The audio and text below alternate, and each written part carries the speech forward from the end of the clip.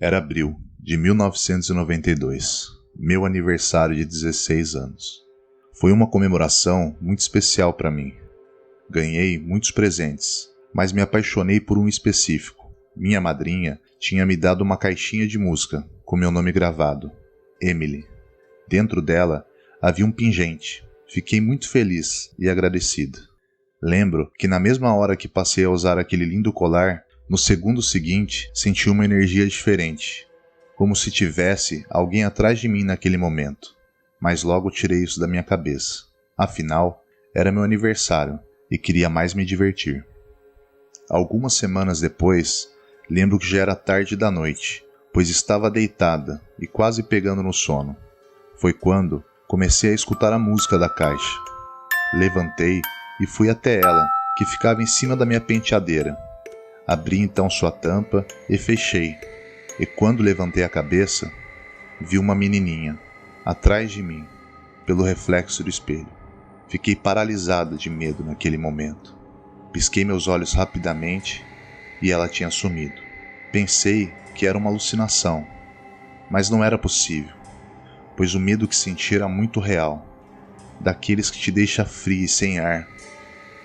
Outro dia qualquer, estava lendo um livro no meu quarto, deitado em minha cama, quando minha irmã me interrompeu, perguntando sobre a bolinha de Toby, pois não a encontrava em canto nenhum da casa.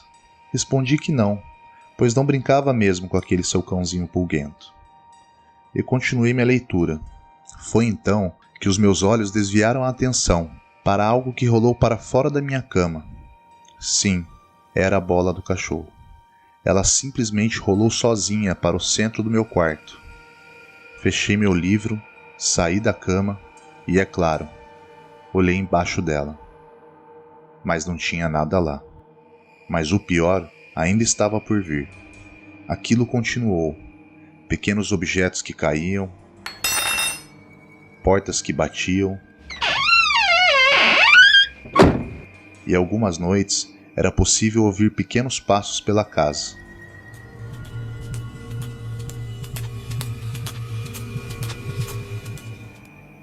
Mas cheguei em meu limite quando um dia estava deitada na banheira.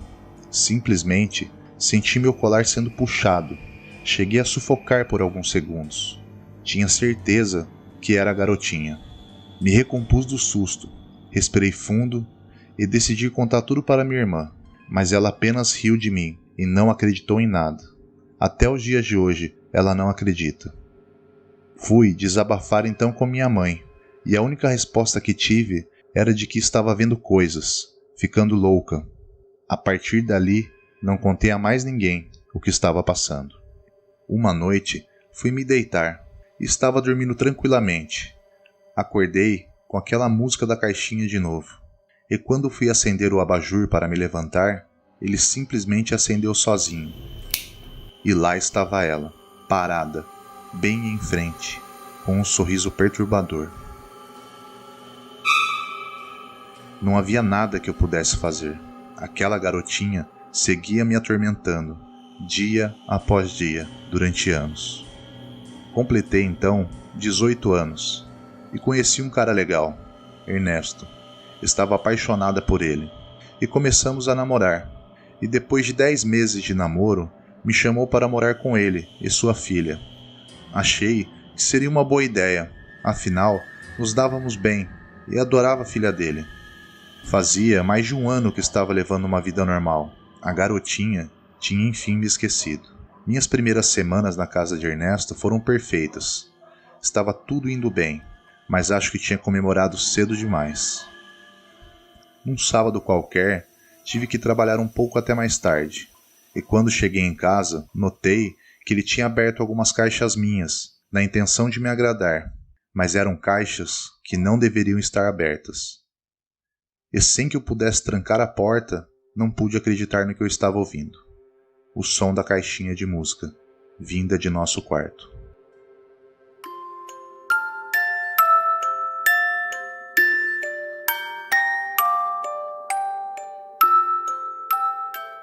Corri para fechá-la, mas era tarde demais. Ele começou a passar mal na mesma hora e disse que era como se alguém o tivesse sufocando. Foi então que decidi me abrir novamente e contar tudo para ele, mas ele não conseguiu acreditar que a caixinha de música poderia ser a causa de tudo isso. Naquela noite, o medo e a insegurança tinham tomado conta de mim. Será que iria acontecer tudo novamente? Mas não demorou muito para ter uma resposta. Sim, tudo voltou a acontecer, e ainda pior. Ela apareceu para a filha dele e a machucou. Depois disso, ele não me queria mais na casa dele. Achava que aquilo era culpa minha. E então, terminamos. Eu não entendia porque tudo aquilo estava acontecendo comigo. Meu relacionamento tinha acabado, a minha vida estava desmoronando. Resolvi ligar para minha tia, para descobrir onde ela conseguiu aqueles presentes que me deu quando completei 16 anos.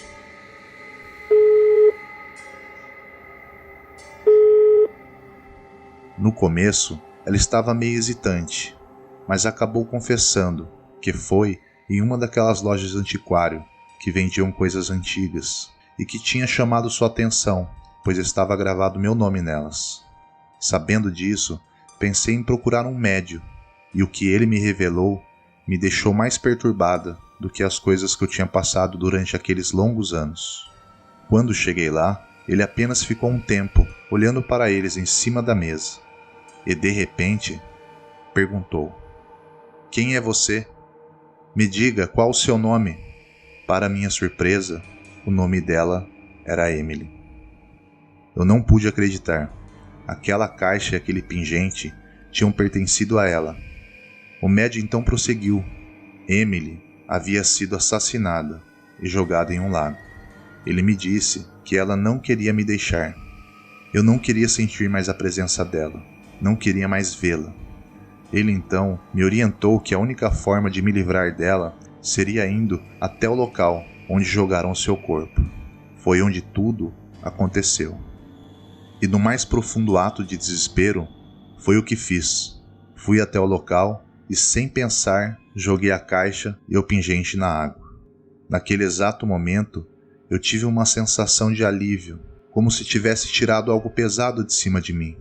E daquele dia em diante, Emily nunca mais apareceu. Espero que ninguém encontre aquela caixinha e aquele pingente novamente, para que talvez sua alma possa finalmente descansar em paz.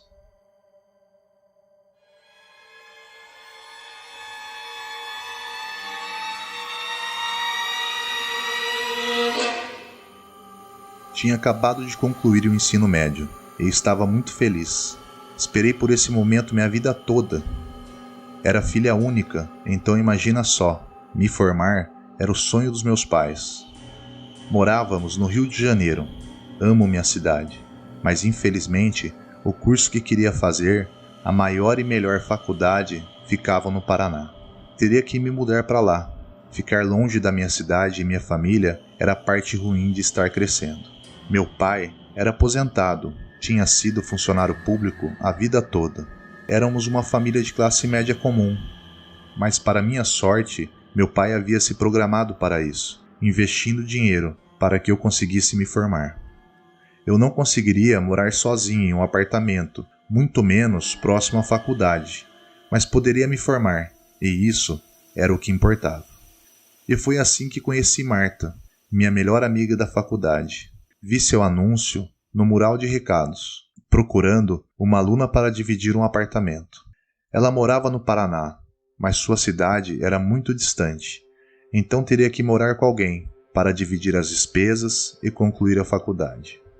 Ela tinha visto um conjunto de pequenos apartamentos. Eram antigos, mas o proprietário havia reformado há menos de um ano, deixando eles mais simpáticos, digamos assim. E não ficava tão longe da escola. 15 minutos de caminhada e estávamos lá. Por dentro estavam como novos, com uma ótima pintura, e os móveis eram reformados, mas iam nos servir muito bem. Então seu pai acertou toda a papelada com o proprietário, e nos mudamos na semana seguinte. Desde o início, nos demos super bem. Tínhamos muitas coisas em comum. Me senti mais à vontade com ela por perto, pois estar longe da família e em outro estado pode não parecer, mas faz muita diferença. Tudo era novidade nos primeiros dias. As comidas queimadas, os minutos intermináveis no chuveiro quente e, é claro, não poderia deixar de comentar o barulhento do vizinho de cima. Tudo estava indo bem, mas infelizmente nas semanas seguintes tudo mudaria. Os barulhos do vizinho de cima estavam ficando mais insuportáveis. Já tínhamos nos acostumado com os objetos caindo e com sua maneira grosseira de pisar ao chão, e sem contar a escada, que era um sobe e desce. Estávamos cansadas de acordar no meio da noite com um barulho sem nexo. Queríamos resolver tudo amigavelmente. Batemos a porta, tocamos a campainha, deixamos recados debaixo da porta, e toda vez que eu vi o barulho de alguém subindo a escada, ia correndo para tentar falar com eles, e sem sucesso. Naquela semana, os pais de Marta viriam nos visitar. Queriam ver como estávamos nos saindo, e estava tudo agradável, até nosso vizinho roubar a atenção outra vez.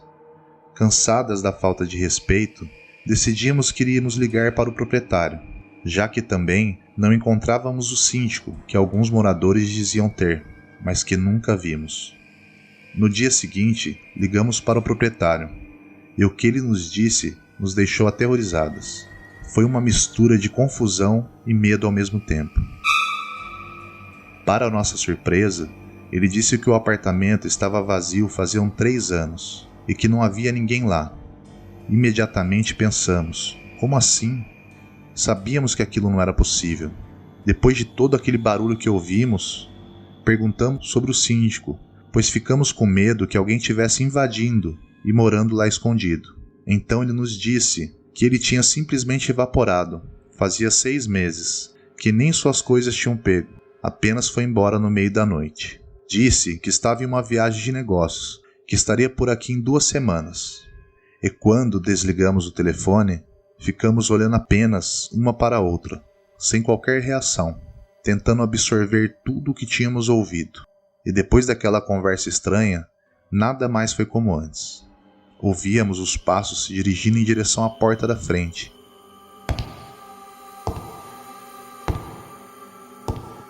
E até ouvimos a porta batendo.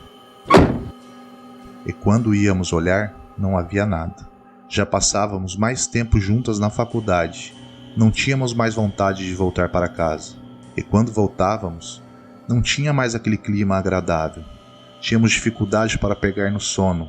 Perdíamos os horários da aula. Tudo estava indo de mal a pior. Até que um dia, chegamos em nosso apartamento e ele estava todo alagado. Ligamos para o proprietário. Ele nos orientou a ligar para os bombeiros. E assim o fizemos, pois a água não parava de escorrer do andar de cima. Quando chegaram ao local, puderam perceber um cheiro forte próximo à porta. Parecia que havia algo podre vindo lá de dentro. E quando arrombaram a porta, nossos olhos não acreditavam no que estavam vendo. O síndico estava morto, caído ao chão. Na mesma hora, nos tiraram de lá. Ficamos perdidas, assustadas. Não sabíamos o que fazíamos. Ligamos para nossos pais e nos pediram para sair de lá, imediatamente.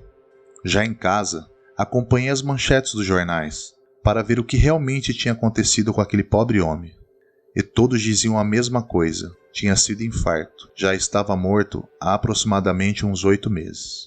Mas nós ouvimos, e o terror estava estampado em seu rosto, com seu corpo em decomposição. Seja lá o que ele viu, o matou de medo. Ninguém conseguiu explicar, porém, todos aqueles barulhos, e nem mesmo quem tinha ligado as torneiras, deixando alagar todo o apartamento. Mas com certeza, se não tivéssemos saído de lá a tempo, poderíamos ser as próximas vítimas.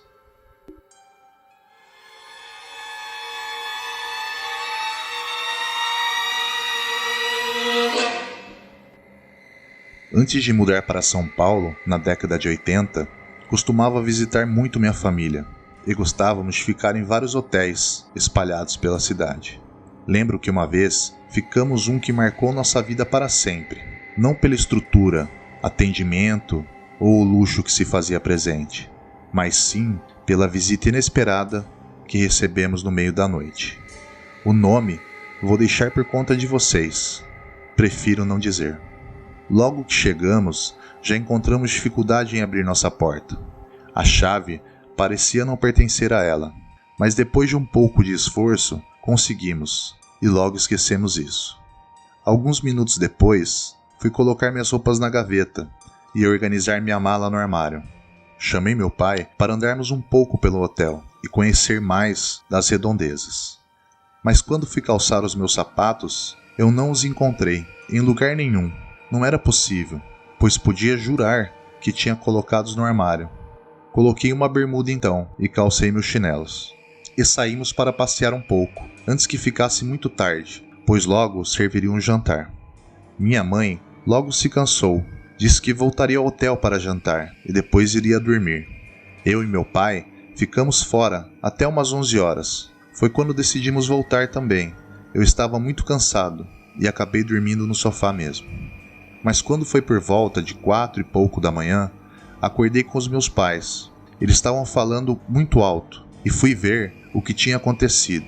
E para minha surpresa, meu pai estava com uma expressão séria. Estava jurando para minha mãe que tinha visto alguém sentado ao pé da cama deles. No início, achei que ele estivesse brincando, mas conforme ele foi descrevendo o que tinha acontecido, vi que estava falando sério. O estranho é que o seu quarto estava um pouco frio e com um cheiro de coisa velha. Ele disse que sentiu algo na cama e pôde ver no relógio que era por volta das 4h15 e tentou alcançar seus óculos para ver o que era. No início, achou que era eu, que havia errado a direção do meu quarto, já que tinha ficado pelo sofá. Mas quando sentou e abriu os olhos, diante dele estava uma mulher. Estava com um vestido velho, meio amarrotado, que parecia ter algo próximo aos 40, 50 anos. A senhora estava com as pernas cruzadas no canto da cama. Ele não conseguiu ter reação nenhuma, apenas congelou, enquanto reparava em sua pele clara, seguida de suas rugas muito bem caracterizadas. Ela apenas ficou lá, e não fez som algum. Mas foi então que ele olhou para seu rosto, e para seu espanto, não pôde vê-lo. Viu apenas um vazio, e foi então que gritou para minha mãe, e quando se virou de volta, ela tinha sumido. Ele estava bem chocado, nunca tinha visto meu pai daquele jeito. Disse que logo pela manhã iríamos embora daquele lugar. Na manhã seguinte, quando acordei, tive uma estranha surpresa. Tropecei em algo que estava ao lado do sofá, e quando fui olhar, eram meus sapatos. Não sabia como tinham ido parar lá, mas sem dúvida não fui eu que os coloquei. Quando entrei no quarto, pude reparar que ele ainda estava lá, sentado, no pequeno sofá, ao lado da cama. Não conseguiu sequer pregar os olhos o restante da noite toda. Chamei minha mãe e ela não acordou logo. Então ele a sacudiu algumas vezes para acordar. Era próximo das 8 horas. Meus pais estavam apreensivos sobre ficar mais um dia naquele hotel. Eu tentei os convencer. Disse que poderia ser legal e que deveríamos dar mais uma chance. Mas foi em vão. Meu pai estava irredutível e decidimos ir embora. Disseram que naquele hotel não voltariam nunca mais. Enquanto saíamos do quarto, a camareira estava passando pelo corredor e pude reparar que quando estava em frente à nossa porta, ela apertou os seus passos e fez um sinal da cruz. Aquilo foi um sinal claro de que aquele quarto tinha alguma história e que só nós não sabíamos da verdade. Anos após o incidente, e já com a tecnologia a nosso favor, descobri em algumas pesquisas no Google que um homem havia matado sua amante no hotel e que a nossa experiência por lá era a primeira de muitas outras que estavam por vir.